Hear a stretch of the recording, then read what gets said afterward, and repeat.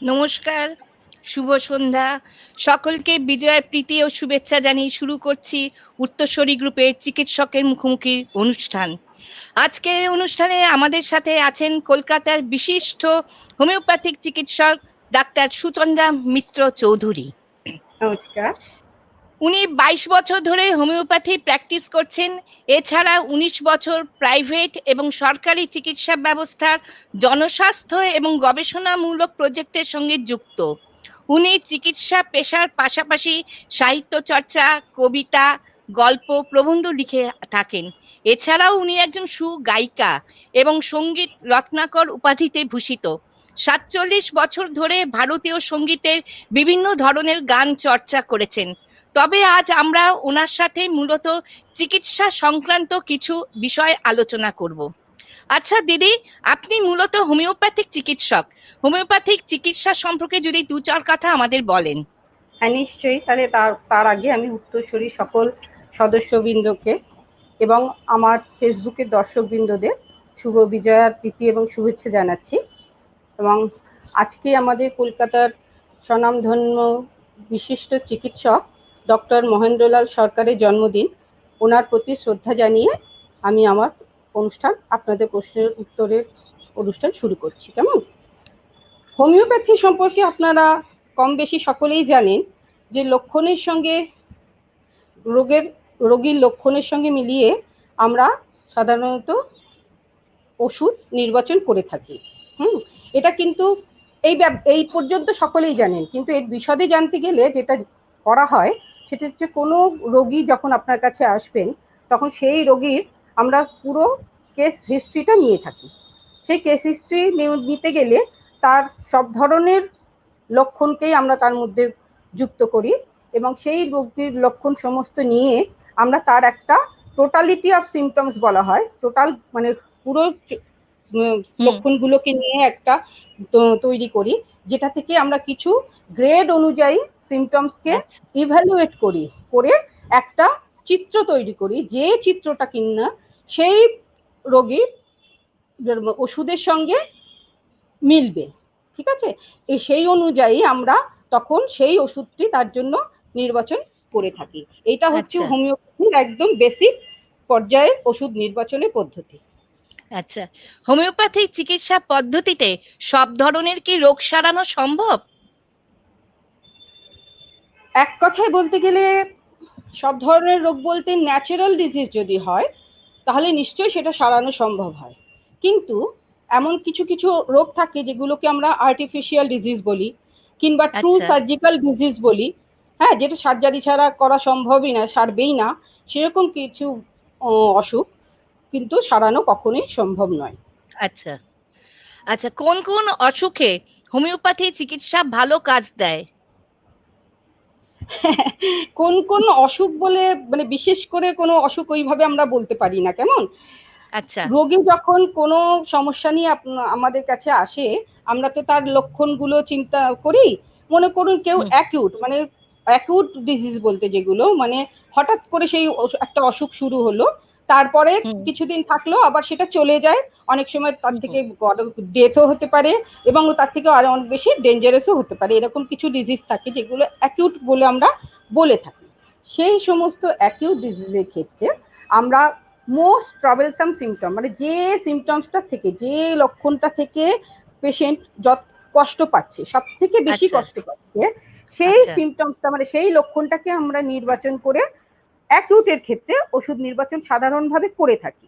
কিন্তু যদি আপনার ক্রনিক ডিজিজ নিয়ে আসে, যেগুলো মানে গ্র্যাজুয়ালি খুব আস্তে আস্তে স্টার্ট হলো, স্লোলি স্টার্ট হলো, অনেক দিন পেশেন্টের শরীরে রয়েছে, কখনো বাড়ে কখনো কমে, যাচ্ছেও না ভালোও হচ্ছে না, এরকম ক্রনিক ডিজিজ যেগুলোকে বলে থাকি, সেগুলোর ক্ষেত্রে মূলত আমরা ওই সমস্ত কেস হিস্ট্রি নিয়ে তার একটা টোটালিটি অফ সিমটমস করে, ইভ্যালুয়েশন অফ সিমটমস করে, সেটা থেকে আমরা যে লক্ষণের চিত্র পাই তার সঙ্গে ওষুধের চিত্রকে মিলিয়ে আমরা গ্রেড অনুযায়ী জানাই, ওষুধ নির্বাচন করে থাকি। কেমন? আচ্ছা, অকালে চুল পেকে গেছে, এই হোমিওপ্যাথিক ওষুধে কি চুল কালো করা সম্ভব দিদি? দেখুন ফ্র্যাঙ্কলি যদি আমি বলি, আমি এরকম কখনো কেস করিনি। কেমন? তবে হোমিওপ্যাথিক ওষুধ দিয়ে চুল যাতে না পাকে, কনস্টিটিউশনাল আচ্ছা রেমেডি দিয়ে, অনেকের দেখবেন হেরিডিটারি, অনেকের হ্যাঁ মধ্যে এটা আছে, ফ্যামিলিতে অনেকেরই আচ্ছা আছে যে হ্যাঁ অল্প হ্যাঁ বয়সে হ্যাঁ চুল পেকে যায় না, এরকম হ্যাঁ আছে হ্যাঁ আমাদের কাছে অনেক কেস এরকম আছে। হুম কিন্তু হুম সেই হুম কেসের ক্ষেত্রে আমরা মেডিসিন দিয়ে যাতে চুল না পাকে তার হুম ব্যবস্থা হুম করতে পারি, কিন্তু কখনোই আচ্ছা সাদা চুলকে আমরা কালো করতে পারি না। আচ্ছা হ্যাঁ, এটা এটা মুখে absurd। আচ্ছা মুখে ব্রণ, মেচেটা, তিল বা মাথায় খুশকি হয়েছে, এর নিরাময় কিভাবে হয়? হ্যাঁ, অবশ্যই এই গুলোর আমাদের হোমিওপ্যাথিক ওষুধে খুব ভালো রকমের মেডিসিন আছে, ওষুধ আছে। তো রোগী যখন আমাদের কাছে আসে সেই আমরা কেস হিস্ট্রি নিয়ে তার সব রকমের লক্ষণ দেখে তারপরেই আমরা ওষুধ নির্বাচন করে থাকি। এগুলোর জন্য খুবই ভালো হোমিওপ্যাথিক মেডিসিনে চিকিৎসা করা যায় এবং নিরাময় করা সম্ভব। আচ্ছা, হাঁপানি চিকিৎসায় হোমিওপ্যাথির গুরুত্ব কতখানি? এই রোগ কি সারে পুরোপুরি হোমিওপ্যাথি চিকিৎসায়? হ্যাঁ, অ্যাজমা যেটা হাঁপানি হ্যাঁ বলছেন, হ্যাঁ হাঁপানি যেটা বলা হচ্ছে সেটা অ্যাজমা আমরা মেডিকেল টার্ম ইংরেজিতে বলে থাকি। সেই হুম হুম অ্যাজমা ভীষণভাবেই হোমিওপ্যাথিক মেডিসিন নিরাময় করা সম্ভব, এবং এর আচ্ছা পার্সেন্টেজ খুবই বেশি এবং খুব ভালো এর আমাদের রেজাল্ট আছে। হুম হুম আহ, হুম কিন্তু কিন্তু ওই একই বলছি, আমাদের বেসিক যে হোমিওপ্যাথিক রুল, আমরা তার হুম বাইরে হুম কখনোই যেতে পারবো না। আমাদেরকে টোটাল কেস হিস্ট্রি নিতে হবে, কেস হুম হিস্ট্রি হুম নিয়ে তার থেকে টোটালিটি অফ সিমটমস করে, ইভ্যালুয়েশন অফ সিমটমস করে, গ্রেড অনুযায়ী আমরা তবেই মেডিসিন সিলেক্ট করতে পারি, আদারওয়াইজ এটা করা কখনোই সম্ভব হবে না। অনেকে ভীষণ ভাবে বাতের ব্যথায় অসুখে ভোগেন, গেটে বাত থেকে আরম্ভ করে তারপর হচ্ছে আজকালকার দিনে হাঁটু ব্যথা প্রত্যেকের মুখে শোনা যাচ্ছে। হ্যাঁ, এর থেকে হ্যাঁ, ঠিক কিভাবে ঠিক। নিষ্কৃতি পাওয়া যায়? হোমিওপ্যাথিতে খুব ভালো চিকিৎসা ব্যবস্থা আছে, মানে চিকিৎসা ব্যবস্থা আলাদা করে কিছু নেই, হোমিওপ্যাথির যে বেসিক রুল ঠিক সেরকমই, কনস্টিটিউশনাল মেডিসিন দিয়েই এর ট্রিটমেন্ট করা হয়। কিন্তু হুম আবারও হুম বলছি, যেগুলো ক্ষেত্রে এই আর্থ্রাইটিসের ক্ষেত্রে বেশিরভাগ ক্ষেত্রে যেগুলো যে অনেক দিন হয়ে যায়, দীর্ঘদিন ধরে এগুলো হচ্ছে, আর যারা হুম আছে হুম আর্থ্রাইটিস অনেকদিন ধরে ভুগছেন, হুম তাদের কি হয়, হুম হুম ডিফর্মিটি হয়ে যায়, মানে স্ট্রাকচারাল হুম চেঞ্জ হয়ে যায়। যখন কোনো স্ট্রাকচারাল চেঞ্জ হয়ে যায় তখন হুম হুম কিন্তু হোমিওপ্যাথিক মেডিসিনে তাকে নিরাময় করা খুব কঠিন হুম হুম ব্যাপার। হ্যাঁ, খুবই আচ্ছা কষ্টসাধ্য ব্যাপার। সেগুলো খুব পার্সেন্টেজ, নিরাময়ের পার্সেন্টেজ খুবই কম। আচ্ছা আচ্ছা একটা দিদি উত্তর আছে, প্রশ্ন করেছে একজন দর্শক দেবযানী ভৌমিক চক্রবর্তী। হ্যাঁ, উনি হ্যাঁ, লিখছেন, বলুন। আমি দীর্ঘদিন ধরে মাইগ্রেনে ভুগছি, হোমিওপ্যাথিতে কি নিরাময় সম্ভব, যদি একটু বলেন। হ্যাঁ, এখন যেটা এতক্ষণ ধরে আমরা আলোচনা করছি বা বলছি, হোমিওপ্যাথিতে খুব ভালো মাইগ্রেনের চিকিৎসা হয়, খুব ভালো, এবং তার রেজাল্টও ভীষণ ভালো, পার্সেন্টেজ খুব ভালো ফল পাওয়া গিয়েছে আর কি আমাদের হোমিওপ্যাথিক মেডিসিনে। হুম বিভিন্ন হুম ধরনের হেডেকের জন্যই হোমিওপ্যাথিক মেডিসিন খুব ভালো কাজ করে। কিন্তু সেই আবারও বলছি, ওপেন ফোরামে বসে আমরা কোনো পার্টিকুলার মেডিসিন বা বিশেষ করে হোমিওপ্যাথির ক্ষেত্রেই কোনো হুম হুম স্পেসিফিক মেডিসিন স্পেসিফিক রোগের জন্য আমরা তো করি না। আমরা রোগীর ট্রিটমেন্ট করতে গিয়ে ওই যে বললাম, কেস হিস্ট্রি নিয়ে টোটালিটি অফ হ্যাঁ সিমটমস করে, হ্যাঁ ইভ্যালুয়েশন অফ সিমটমস করে, ড্রাগ যে পিকচার আসে তার থেকে আমরা হুম হুম বেস করে, তার উপর বেস করে আমরা ওষুধ নির্ণয় করে থাকি। সুতরাং আচ্ছা এখানে বসে স্পেসিফিক কোনো মেডিসিন আমরা কিন্তু মাইগ্রেনের জন্য বলতে পারবো না। উনি যদি আচ্ছা সত্যি হোমিওপ্যাথিক মেডিসিন দিয়ে উনি চিকিৎসা করাতে চান, হোমিওপ্যাথি পদ্ধতিতে চিকিৎসা করাতে চান, তাহলে লোকাল কোনো হোমিওপ্যাথিক ডক্টরের সঙ্গে কনসাল্ট করুন, আর বলছি নিশ্চয়ই ওনার মাইগ্রেন নিরাময় হবে। আচ্ছা, ঋতুস্রাবের সময় অধিকাংশ মহিলা পেটের ব্যথাতে ভোগেন, এর কোনো বিকল্প পন্থা আছে কি দিদি? হ্যাঁ, আমাদের কাছে এরকম প্রচুর কেস আছে, আসে। আচ্ছা এরকম আচ্ছা, বিশেষ করে কলেজ গোয়িং, হ্যাঁ ওয়ার্কিং লেডি, হ্যাঁ, তাদের হ্যাঁ হ্যাঁ ক্ষেত্রে এই ব্যাপারটা বেশি লক্ষ্য করা যায়, ডিসমেনোরিয়া আচ্ছা যেটাকে আমরা বলে থাকি। হ্যাঁ হ্যাঁ ঋতু মানে মেনস্ট্রুয়েশনের সময় একটা হুম পেন হয় লোয়ার হুম হুম অ্যাবডোমেনে। হুম আচ্ছা, হুম এটার জন্য প্রথমে কিন্তু যেটা সব থেকে মাথায় রাখা দরকার, পার্সোনাল হাইজিন, মানে আচ্ছা ভীষণভাবে পরিষ্কার পরিচ্ছন্নতা মেনটেন করাটা ভীষণভাবে হুম জরুরি। হুম এটা হুম হুম এটা শুধু যে ডিসমেনোরিয়া যাদের ব্যথা হচ্ছে তাদের জন্যই আমি বলছি তা নয়, কিন্তু এটা হুম হুম মেনস্ট্রুয়েশনের সময় প্রত্যেক মানুষকেই, এমনিতে তো পার্সোনাল হাইজিন আমাদের মেনটেন হ্যাঁ করতেই হয়, হ্যাঁ এটা হ্যাঁ করা আমাদের হুম বিশেষভাবে স্বাস্থ্যবিধির মধ্যেই পড়ে। হুম কিন্তু হুম যে সমস্ত মেয়েরা বা ওয়ার্কিং লেডি বা মহিলারা যাদের হচ্ছে আর কি এরকম মেনস্ট্রুয়েশনের সময় পেন হচ্ছে, হ্যাঁ, তখন তাদেরকে কিন্তু ভীষণভাবে পার্সোনাল হাইজিনটাকে মেনটেন করতে হবে, মানে খুব বেশি পরিষ্কার পরিচ্ছন্ন তাকে থাকতে হবে। এই সময় একটু রেস্ট নিতে পারলে ভালো হয়। এগুলো আমি মেডিসিন বাদ রেখে তাকে কিভাবে স্বাস্থ্যবিধি মেনে চলা উচিত সেটা বলছি, এবং কিছু সহজপাচ্য হালকা ডায়েট তাকে খেতে হবে। কিন্তু হোমিওপ্যাথিতে এর ভীষণ ভালো ট্রিটমেন্ট হয়। আমি প্রচুর আমাদের কাছে কেস আসে, সেই একই কথাই আমি বলবো, প্রচুর মেডিসিনস আছে আমাদের, কিন্তু আমরা স্পেসিফিক্যালি ডিসমেনোরিয়ার জন্য এই মেডিসিনটা দেবো এটা আমরা বলতে পারি না। আমরা রোগীকে দেখে তার মুখ থেকে তার সমস্ত লক্ষণ জেনে তবেই আমরা ওষুধ নির্বাচন করতে পারি, তার আগে নয়। আচ্ছা, হার্টের ব্লকেজ থেকে কিভাবে হোমিওপ্যাথিক মেডিসিন দিয়ে সারানো সম্ভব? দেখুন, হার্টে ব্লকেজ থাকা মানে তো আমাদের অক্সিজেন সাপ্লাইয়ের কিছু ঘাটতি হয়, তখন পেশেন্টে কিছু সমস্যা দেখা দেয়, কিছু সিমটমস দেখা দেয়, কিন্তু সেই পেশেন্টের ব্লকেজটা কতখানি আমাদের হোমিওপ্যাথিক চিকিৎসা নির্ভর করছে কিন্তু তার উপর। সেইটা আমাদের তার রিপোর্টস দেখে, তার যদি কোনো টেস্ট হয়ে থাকে সেগুলো দেখে আমাকে সেটা বুঝে নিতে হবে যে তার ব্লকেজটা কতখানি। সেই ওপর ডিপেন্ড করছে যে আমি আমার হোমিওপ্যাথিক ট্রিটমেন্ট দিয়ে তার ব্লকেজটা সারাতে পারবো কি না। যদি আমি না পারি তাহলে অবশ্যই আমি তাকে কার্ডিওলজিস্টকে রেফার করব। তাহলে ওটা ডিপেন্ড করছে তার ব্লকেজটা ঠিক কতটুকু এবং তার কি কি ধরনের সিমটমস হচ্ছে তার উপর। আচ্ছা, ক্যান্সার রোগ হোমিওপ্যাথিক ওষুধে পুরোপুরি কি সুস্থ হওয়া যায়? ক্যান্সার, দেখুন, ক্যান্সারের ক্ষেত্রে যেটা হয়, ক্যান্সার মানে কিছু অ্যাবনর্মাল টিস্যু গ্রোথ হয়ে থাকে মানুষের শরীরে যেখানে কিছু, হ্যাঁ, কিন্তু সমস্যা হচ্ছে কি এটা প্রথম দিকে সেরকম কোনো সিমটমস দেখা যায় না, মানে পেইনফুল সিমটমস কিছু দেখা যায় না, যে কারণে মানুষ বুঝতে পারে না, ইগনোর করে। তখন সেটা আস্তে আস্তে আস্তে আস্তে বেড়ে গিয়ে এমন একটা পর্যায়ে চলে যায় যখন তাকে সারানো আর সম্ভব হয় না।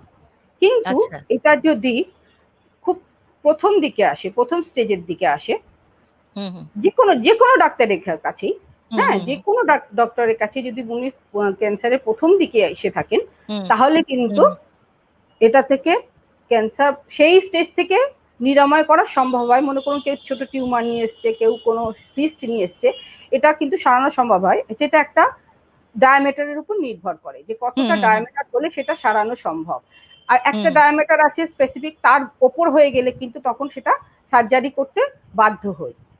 তখন আমরা সার্জনকে বা গাইনোকোলজিস্টকে, ইউটেরাসে যদি মেয়েদের হয়ে থাকে বা কিছু, তাদের আমরা রেফার করতে বাধ্য হই। কিন্তু আদারওয়াইজ তারা যদি খুব আগে চলে আসে এবং সেটার সাইজ যদি খুব একটা বড় না হয়, তার সিমটম সিমিলারিটি দেখে আমরা টোটালিটি করে অবশ্যই তাকে নিরামুক্ত করতে পারি। কিন্তু মনে করুন কেউ থার্ড স্টেজ বা ফোর্থ স্টেজ অফ ক্যান্সার নিয়ে আমাদের কাছে এসেছে, তখন যদি আমি বলি তাকে সারিয়ে ফেলতে পারবো, এটা খুব অ্যাবসার্ড কথা, অ্যাবসার্ড ব্যাপার, এটা প্রায় একেবারেই সম্ভব নয়।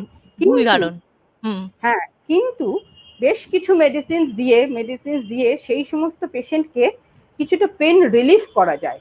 মানে কারোর যদি ডেথও হয়, ক্যান্সারের ডেথ তো ভীষণ পেনফুল, সেই ডেথটা কিন্তু পেনফুল না হয়ে পিসফুল হোমিওপ্যাথিতে করা যেতে পারে।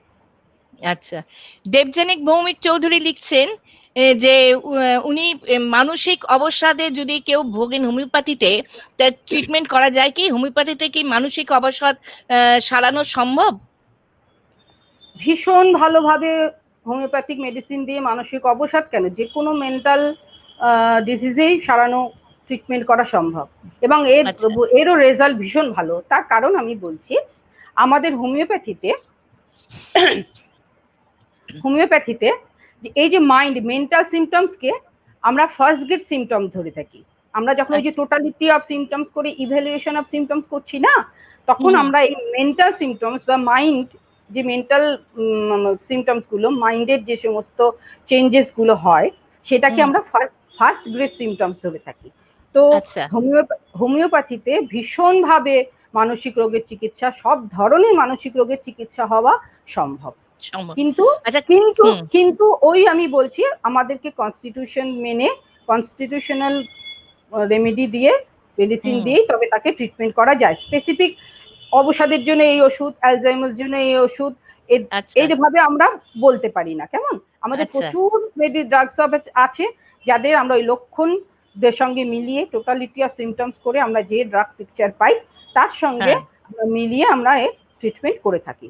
তবে অবসাদের ক্ষেত্রে বা মেন্টাল ডিজিজের ক্ষেত্রে যেটা আমি আরেকটু বলবো সেটা হচ্ছে মানুষকে একটু আনন্দ থাকতে হবে। তার কাছের লোকজন যারা দেখছে, এটা আমি স্বাস্থ্যবিধির কথা বলছি, কেমন, মেডিসিন ছাড়াও কিছু বিধি আমাদের তো মেনে চলা উচিত।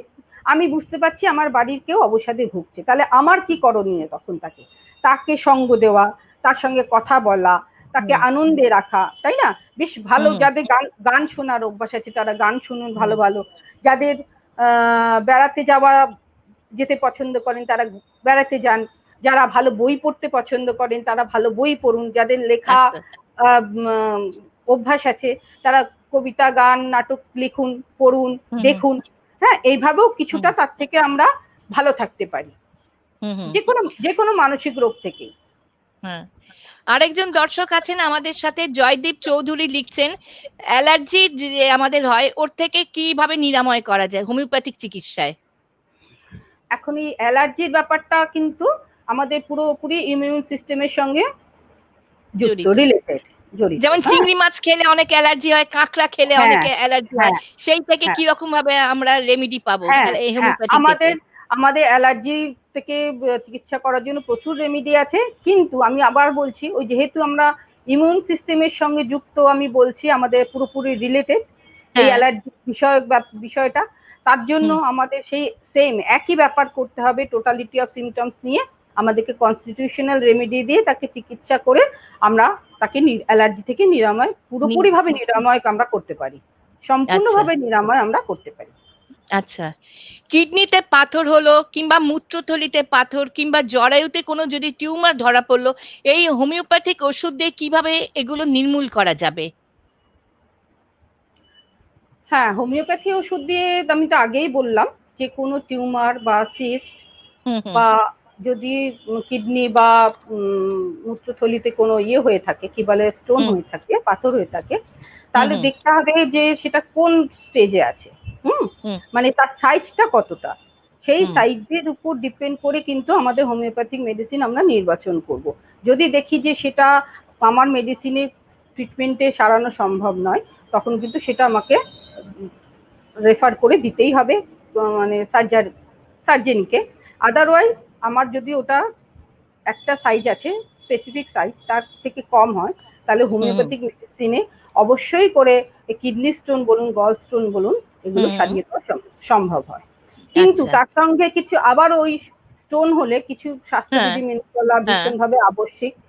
যে অনেকে আছে যেমন মনে করুন দীর্ঘদিন ধরে কিছু মেডিসিন আমি এখানে নাম করছি না, হ্যাঁ, যার যেগুলো গিয়ে ডিপোজিটেড হয়ে যায়, হ্যাঁ, কিছু কেমিক্যাল গিয়ে ডিপোজিটেড হয়ে যায়, ক্যালসিয়াম গিয়ে ডিপোজিটেড হয়ে যায়, বা অনেক শাক বা সবজি আছে যেগুলো খুব বেশি বেশি খান তারা, হ্যাঁ, সেগুলো ডিপোজিটেড হয়ে যায়, সেখান থেকে কিছু ওই ডিপোজিট হয়ে যায়, কেমিক্যালস গিয়ে ডিপোজিটেড হয়ে যায়, গিয়ে সেগুলো ওই স্টোনের আকার নেয়, ঠিক আছে, ক্যালকুলাস আমরা বলে থাকি, স্টোনের আকার নেয়। সেগুলো কিন্তু আমাকে যদি ভালোই করতে হয় তাহলে আমাকে এই খাবারগুলো, কিছু প্রোটিন জাতীয় খাবার আছে, সেইগুলোকে আমাকে কিন্তু ভীষণভাবে মেনে চলতে হবে। শুধু মেডিসিন দিয়ে আমি তাকে ভালো করে দেবো সেটা পাশাপাশি কিন্তু আমাকে এই বিধিগুলো ভীষণভাবে মেনে চলতে হবে। আচ্ছা, আরেকজন দর্শক এসেছেন, শোভন গুণকর মিত্র, উনি লিখছেন যে please let me know whether homeopathy works for a patient who is taking apathy for a long time.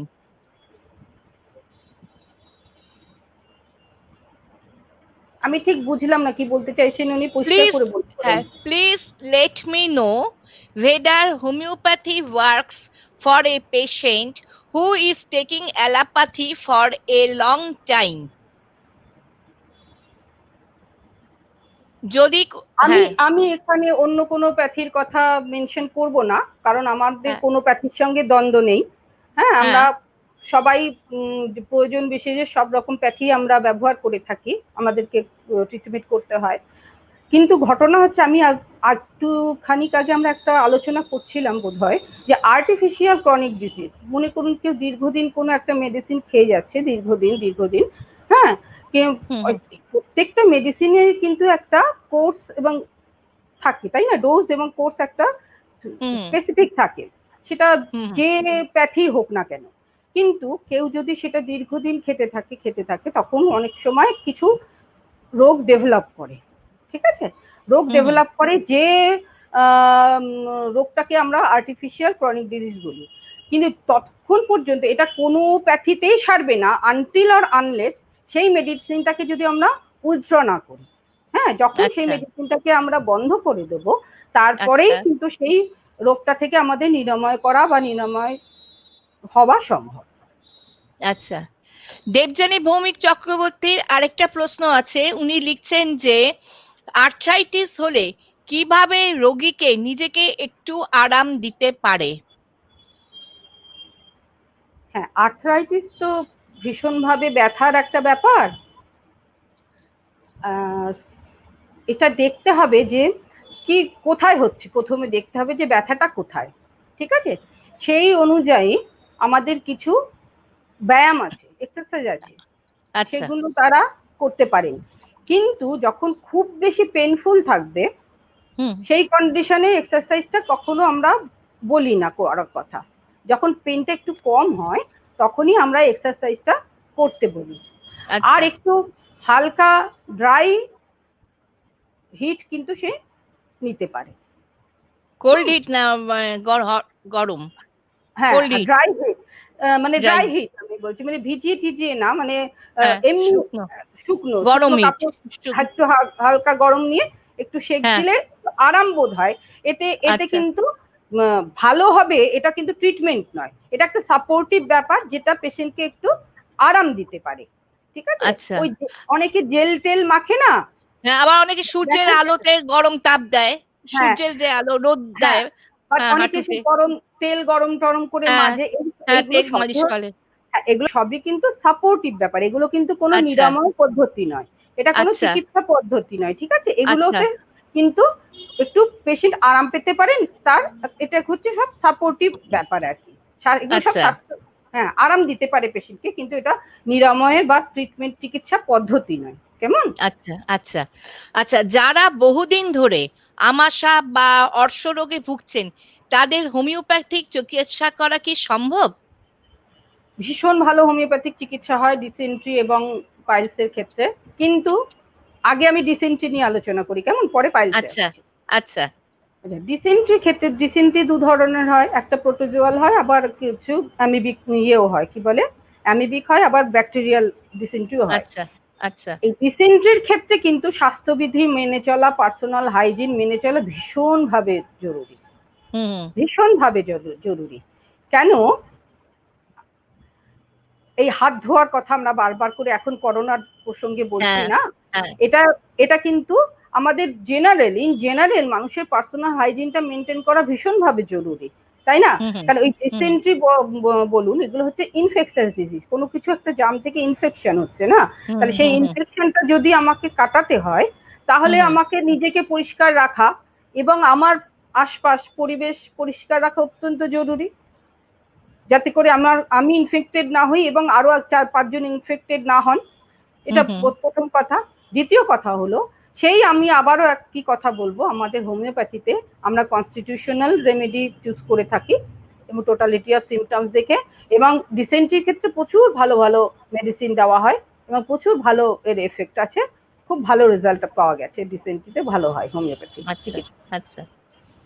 আর দেবযানী ভৌমিক চক্রবর্তীর আরেকটা প্রশ্ন, পায়ের তলে যে আমাদের ফোস কর্ন যেগুলো হয়, কর্ন যেটা পড়ে, সেটা কিভাবে নিরাময় করা যায় হোমিওপ্যাথিক চিকিৎসাতে?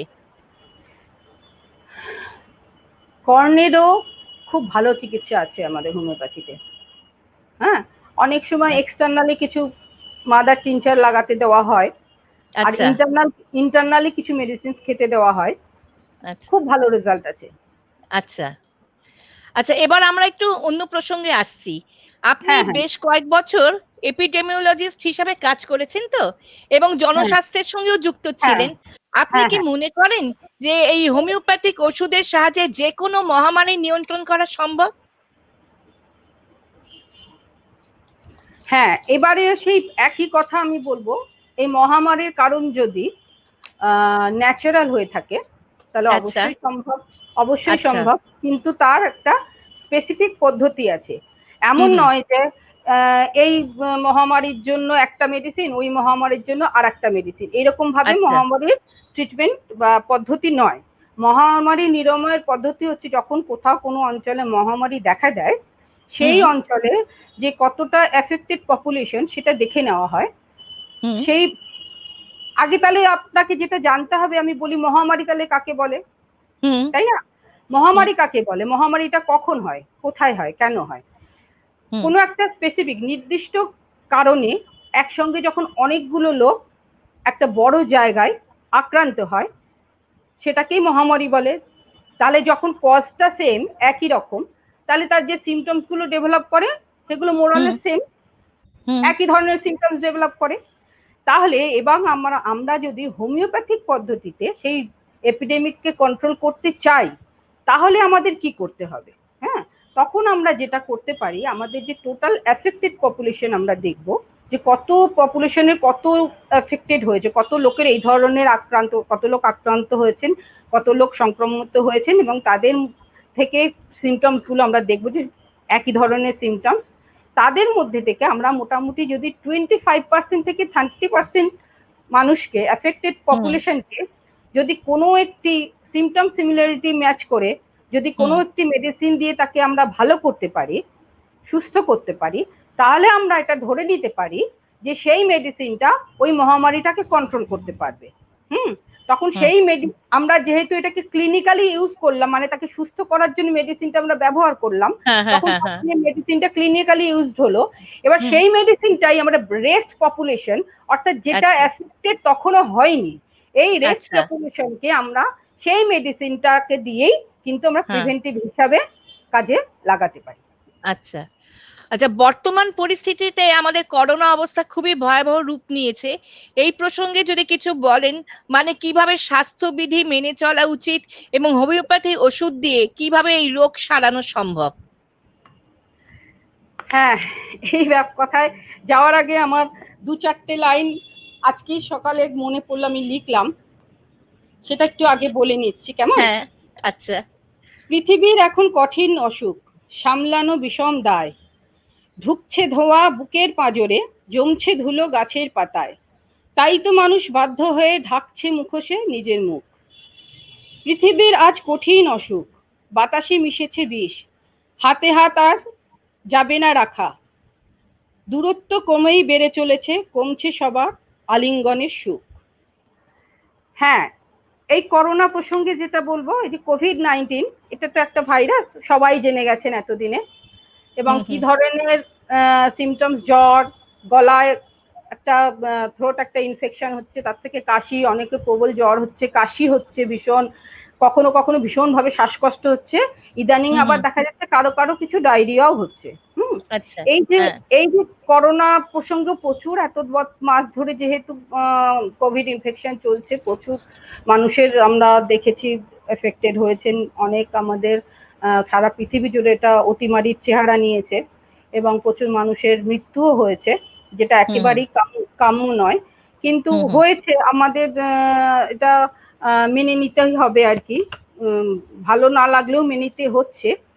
কিন্তু এক্ষেত্রে যে স্বাস্থ্যবিধি বলতে, দেখুন, আপনাকে যদি রোগ প্রতিরোধ করতে হয়, প্রতিরোধের হুম কথা যদি আমি বলি, হুম হ্যাঁ, তাহলে এই যে যে ব্যবস্থাগুলো নেওয়া হয়ে গেছে অলরেডি, যে হুম মাস্ক হুম পরতে হবে, মাস্ক পরতে হুম হবে, দুই হুম হুম। হচ্ছে ডিস্টেন্স মেনটেন করতে হবে, হ্যাঁ, তিন হচ্ছে আচ্ছা। বারবার বারবার করে হাত ধুতে হবে।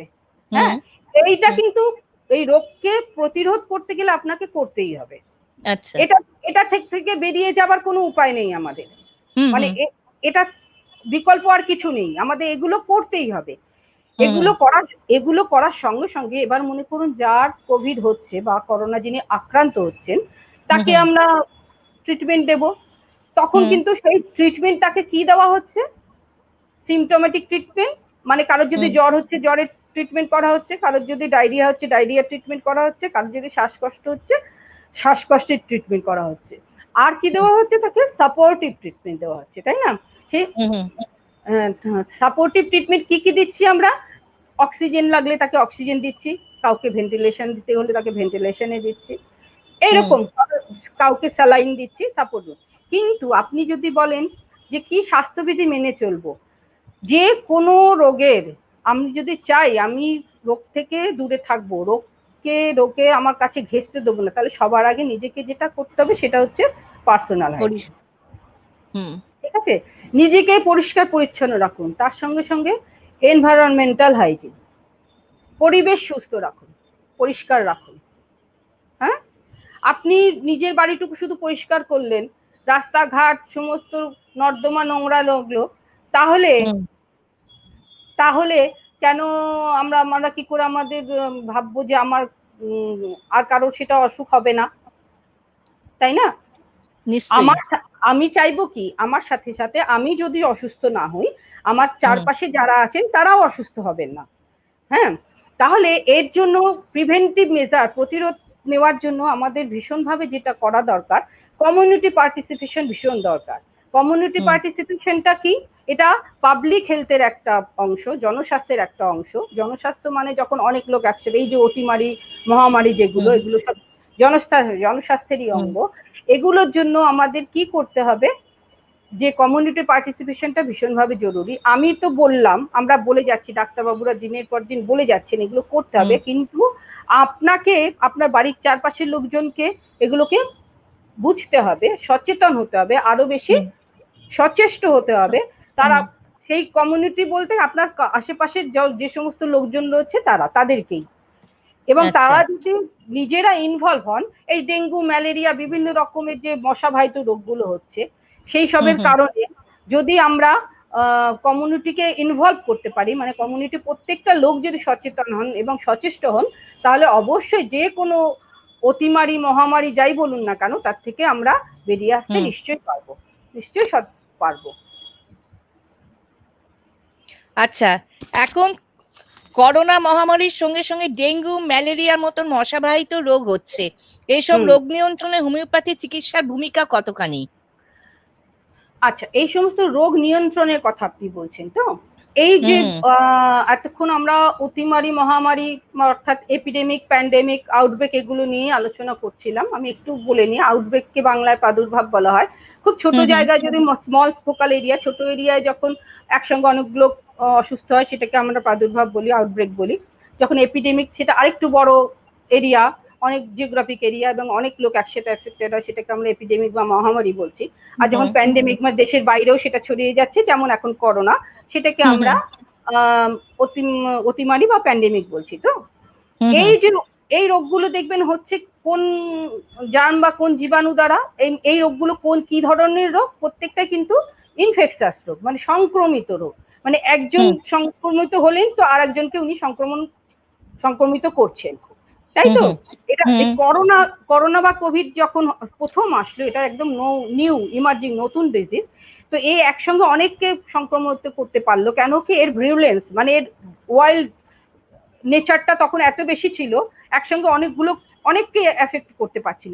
এটা আস্তে আস্তে যখন থাকতে থাকে, পরিবেশের সঙ্গে আমাদের থাকতে থাকে, এনভায়রনমেন্টে থেকে যাবে, এটা আস্তে আস্তে আস্তে আস্তে এই ভিরুলেন্সটা, এই ক্ষমতাটা কমতে থাকে। তখন কিন্তু এটা আস্তে আস্তে মানুষও হ্যাবিচুয়েটেড হয়ে যায়। কিন্তু এই সমস্ত ইনফেকশাস ডিজিজই হয় বিভিন্ন বাহিত হয়ে, কিছু ক্যারিয়ার থাকে, যেমন ডায়রিয়া বা ডিসেন্ট্রি জাতীয় যে সমস্ত মহামারী হয়ে থাকে, এপিডেমিক বা আউটব্রেক বা প্যান্ডেমিক যেগুলো হয়ে থাকে, এগুলো কিন্তু জলবাহিত হয়, বেশিরভাগ জলবাহিত রোগ। জলবাহিত।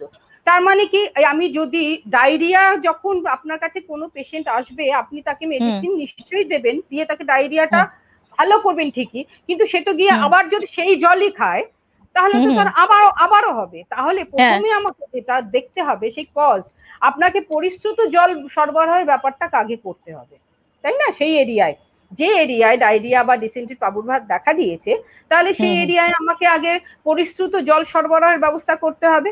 তারপর তো ক্লিনিক্যাল ম্যানেজমেন্ট, মানে আপনার কাছে পেশেন্ট যেমন রোগী যা ডায়রিয়া ডিসেন্ট্রি যা সিমটমস নিয়ে আসবে, আপনি সেই অনুযায়ী তার ট্রিটমেন্ট করবেন। তার সঙ্গে হাইজিন মেনটেন করতে হবে।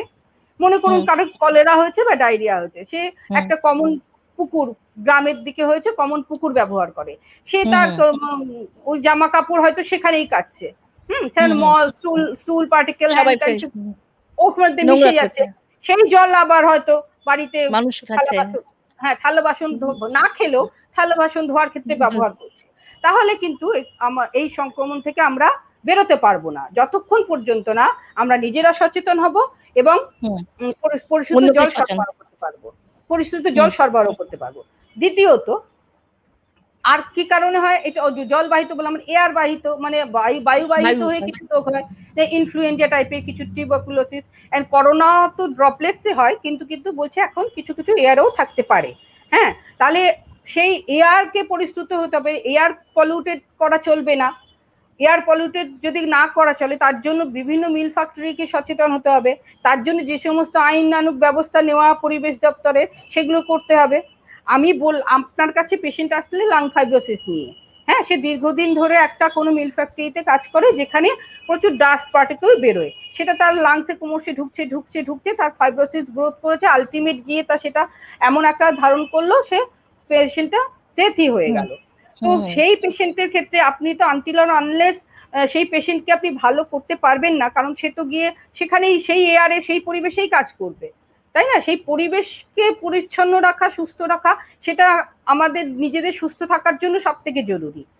এবার আসি ডেঙ্গু, ম্যালেরিয়া, এই যে ডিজিজ গুলো বললেন, এগুলো তো সবই হচ্ছে মশা বাহিত আর কি, কীটপতঙ্গ বাহিত, হ্যাঁ, মশা বাহিত, ভেক্টর বোন আমরা বলে থাকি, এটা ভেক্টর বোন ডিজিজ। ভেক্টর মানে যেটা ওটাকে ক্যারি করছে, মশাটাকে, ঠিক আছে? এবং কোনো এফেক্টেড পার্সন, এগুলো আমরা জানি ম্যালেরিয়াটা প্রোটোজোয়া দিয়ে হয়, আর এটা ডেঙ্গু বা চিকুনগুনিয়া, যে জাপানিজ এনকেফেলাইটিস, যেগুলো এই সমস্ত ডিজিজ গুলো আছে, এগুলো সবই কিন্তু ভাইরাস দিয়ে হয়, ঠিক আছে?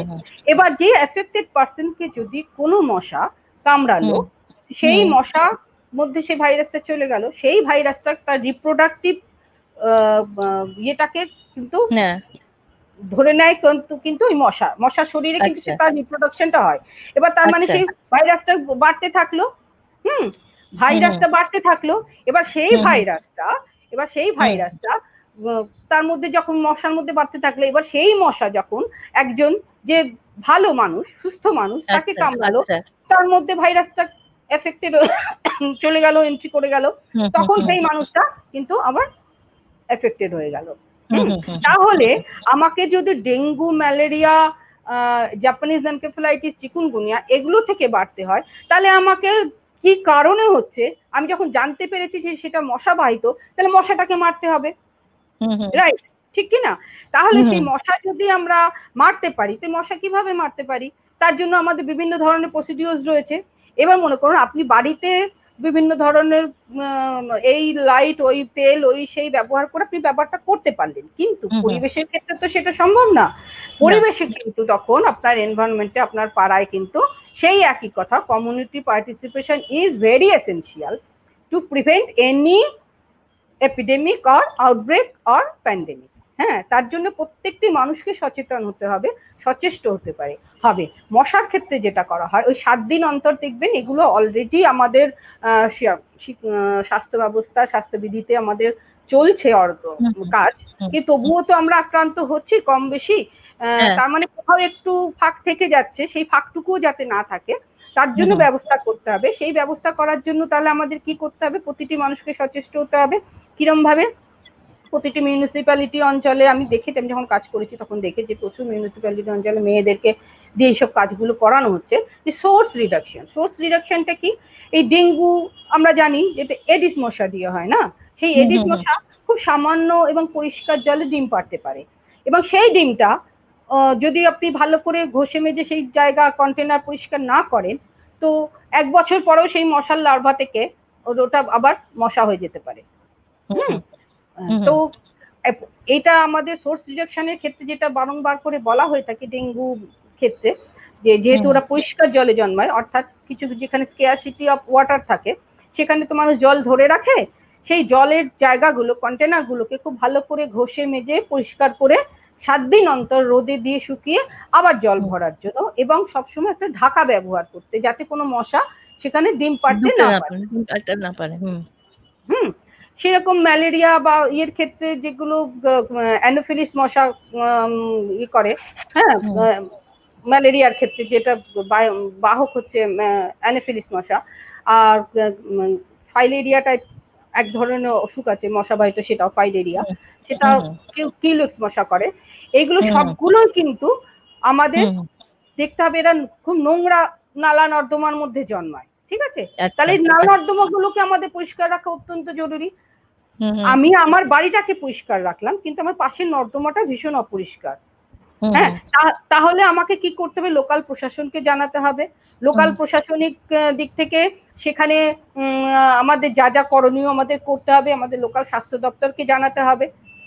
হ্যাঁ, এই বিষয়গুলো অত্যন্ত জরুরি। এই কমিউনিটি পার্টিসিপেশনটা যে কোনো মহামারী বলুন, মানে অতিমারি বলুন, এগুলো এর জন্য ভীষণভাবে জরুরি হচ্ছে কিন্তু এই কমিউনিটি পার্টিসিপেশন। প্রতি একটি মানুষকে ভীষণভাবে সচেতন এবং সচেষ্ট হতে হবে।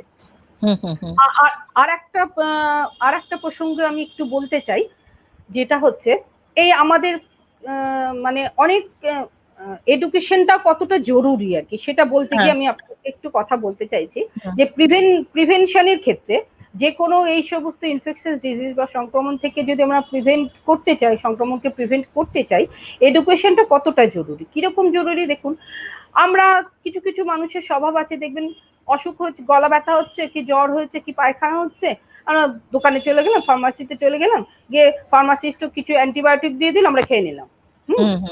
দেখুন, যে সমস্ত ডাক্তারবাবুরা রিসার্চাররা দীর্ঘদিন রিসার্চ করে একটা মেডিসিন তৈরি করছেন, হ্যাঁ, সেই অ্যান্টিবায়োটিক হোক, যে মেডিসিন হোক বা আমাদের হোমিওপ্যাথি মেডিসিন হোক, তাহলে তো তার ডোজ, তার ডিউরেশন তার ফিক্সড করছেন। তো কি করে করছেন? তারা ওই রিসার্চ করে সেটা ফিক্স করছেন।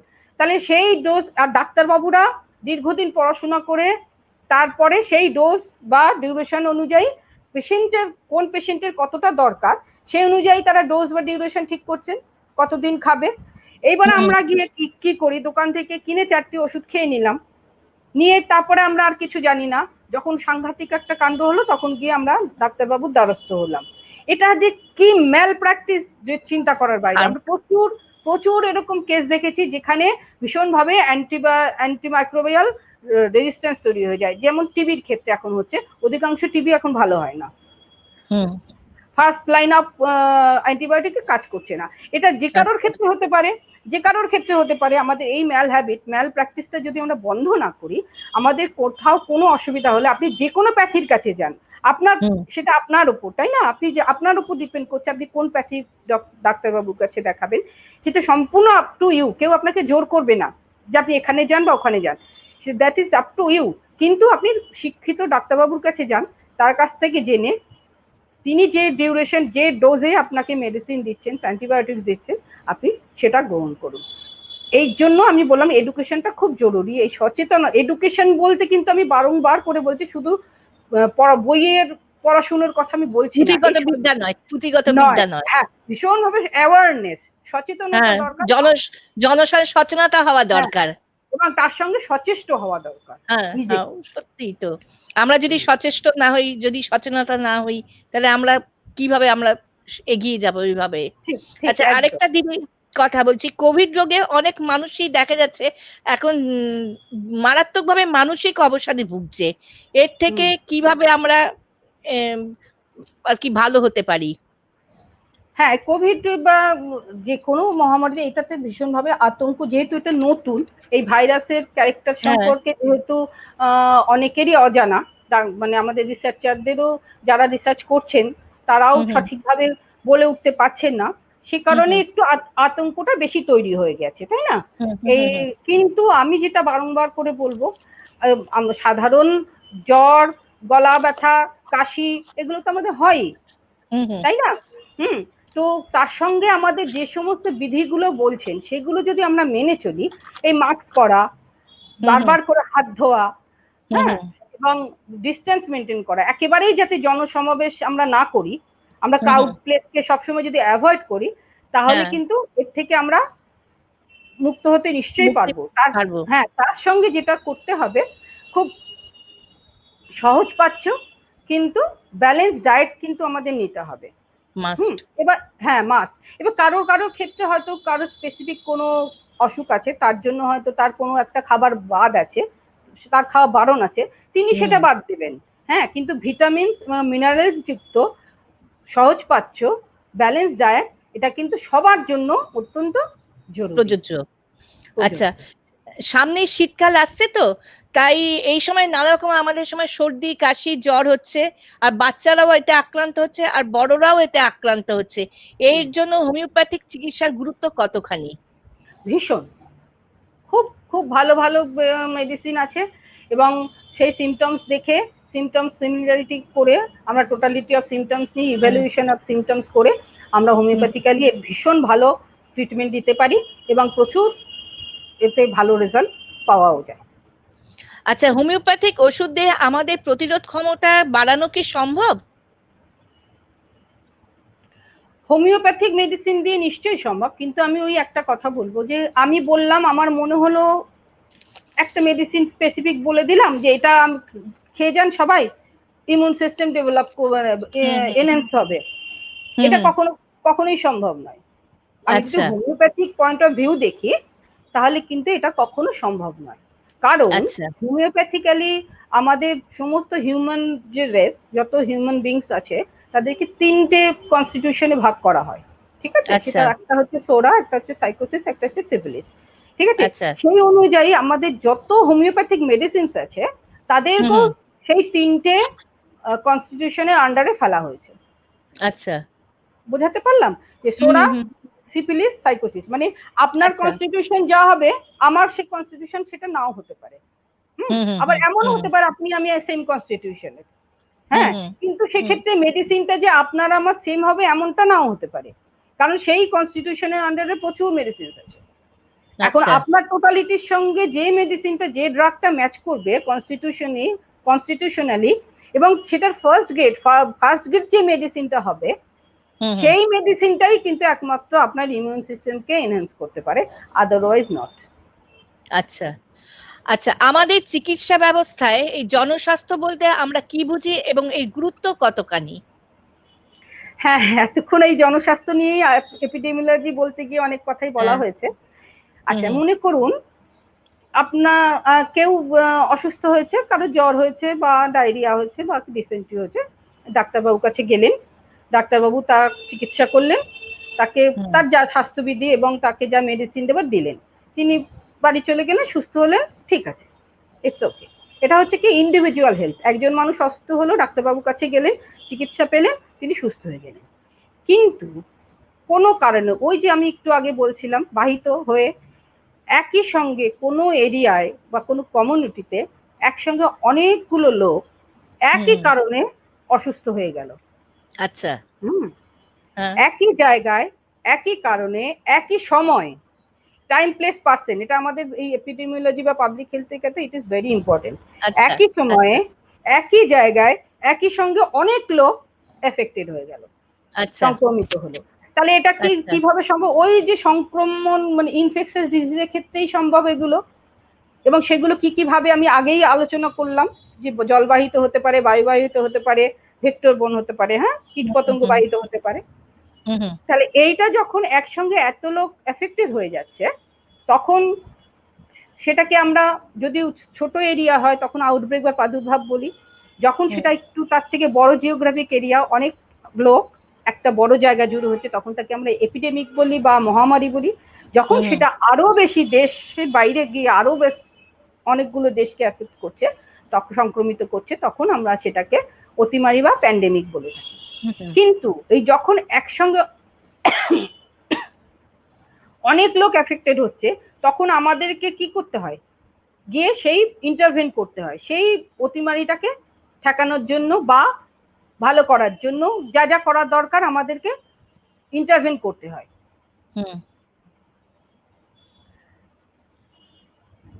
সেই মহামারী বা অতিমারি বা প্রাদুর্ভাবকে কিভাবে আমরা কন্ট্রোল করতে পারি, তার জন্য বিভিন্ন প্রসিডিউরস নেওয়া হয়, সেটা হচ্ছে জনস্বাস্থ্য। সেটা হচ্ছে এই জনস্বাস্থ্যের মাধ্যমেই করা হয়।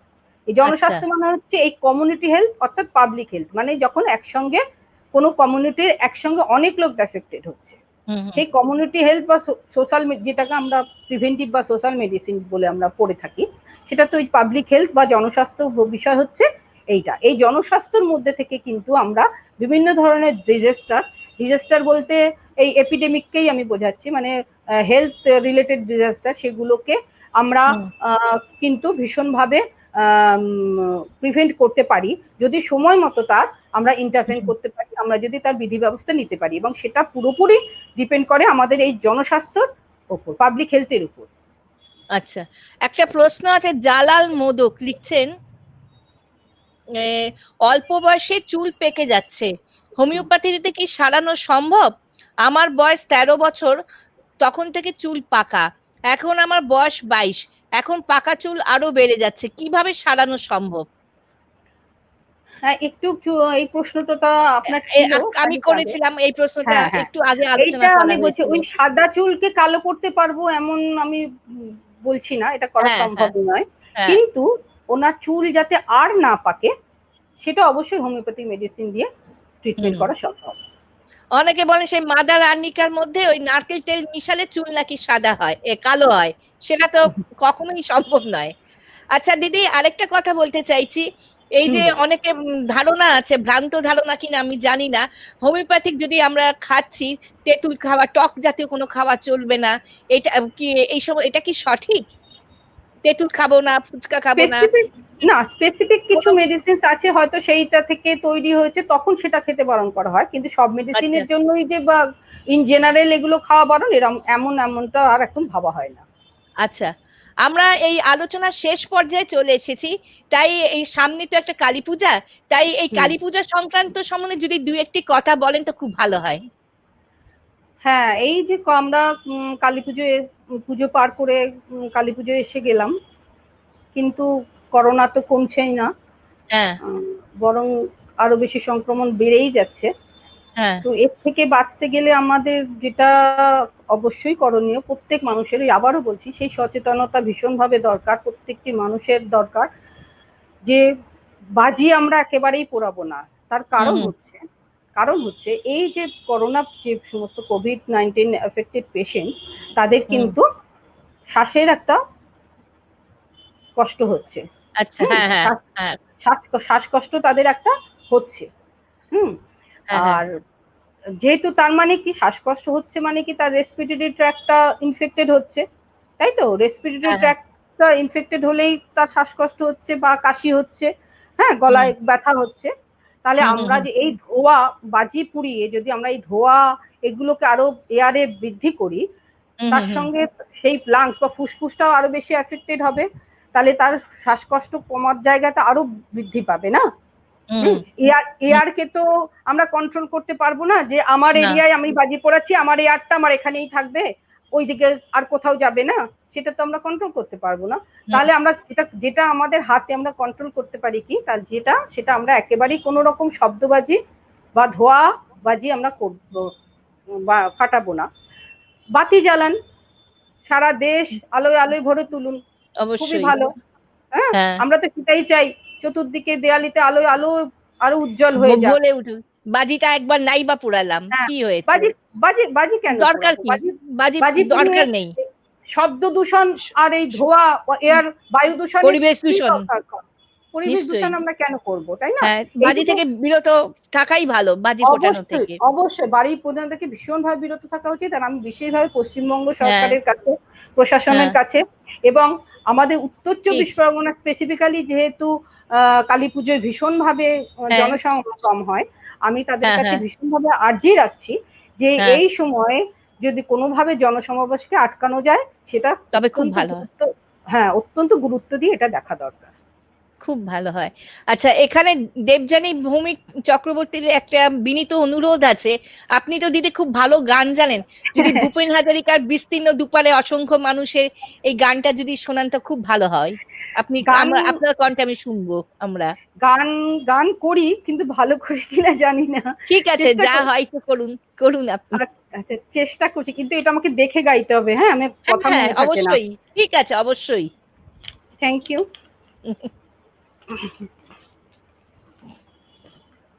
আমি এইভাবে কথা বললে শোনা যাচ্ছে কি? হ্যাঁ, শুনতে পাচ্ছি। আচ্ছা, কোনো ঠিক অসুবিধা আছে, হচ্ছে না। হ্যাঁ। ঠিক আছে। হুম। হ্যাঁ, এই অনুষ্ঠান খুব ভালোই লাগছে, যেহেতু এই অনুষ্ঠানটি আসামের শিলচর থেকে পরিচালিত হয়। তো আসামের বিখ্যাত শিল্পী, মহান এবং শ্রদ্ধেয় শিল্পী ডক্টর ভূপেন হাজারিকার এই বিশ্ববিখ্যাত গানটি যদি আমি গাইতে পারি, নিজেকে ধন্য মনে করব। আমি চেষ্টা করছি। হ্যাঁ, আচ্ছা। বিস্তীর্ণ দুপারে অসংখ্য মানুষের হাহাকার শুনেও নিঃশব্দে নীরবে, ও গঙ্গা তুমি, গঙ্গা বইছ কেন? বিস্তীর্ণ দুপারে অসংখ্য মানুষের হাহাকার শুনেও নিঃশব্দে নীরবে। কিসে আওয়াজ হচ্ছে? শোনো, করো তুমি। হ্যালো। করছি তো, শোনা যাচ্ছে না? হ্যাঁ, শুনতে পাচ্ছি দিদি, করুন আপনি। হ্যাঁ, শুনতে পাচ্ছি। বিস্তীর্ণ দুপারের অসংখ্য মানুষের হাহাকার শুনেও নিঃশব্দে নীরবে, ও গঙ্গা তুমি, গঙ্গা বইছ কেন? নৈতিকতার স্খলন দেখেও, মানবতার পতন দেখেও নির্লজ্জ অলস ভাবে বইছ কেন? বিস্তীর্ণ দুপারে অসংখ্য মানুষের হাহাকার শুনেও নিঃশব্দে নীরবে, ও গঙ্গা তুমি, গঙ্গা বইছ কেন? জ্ঞানবিহীন নিরক্ষরে, খাদ্যবিহীন নাগরিকের নেতৃত্ববিহীনতায় মৌন কেন? সহস্র বরষার উন্মাদনার মন্ত্র দিয়ে লক্ষ জনের সবল সংগ্রামী আর অগ্রগামী করে তোলো না কেন? বিস্তীর্ণ দুপারে অসংখ্য মানুষের হাহাকার শুনেও নিঃশব্দে নীরবে, ও গঙ্গা তুমি, গঙ্গা বইছ কেন? খুব ভালো লাগলো অনুষ্ঠান। আচ্ছা, এখানে আরেকজন এসেছেন, ওই দর্শকের প্রশ্ন একটা আছে। শ্রীপর্ণা গুহ ঠাকুরতা জানতে চাইছেন, এখন কি মর্নিং ওয়াক করা যেতে পারে? হঠাৎ করে ঠান্ডা লাগলে কিভাবে নিজেকে সুস্থ করব?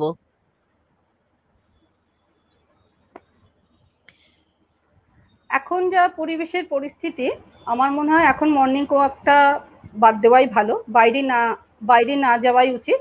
নিজের বাড়ির মধ্যে ছাদ থাকলে, নিজের বাড়ির মধ্যে জায়গা থাকলে করুন, আপত্তি নেই।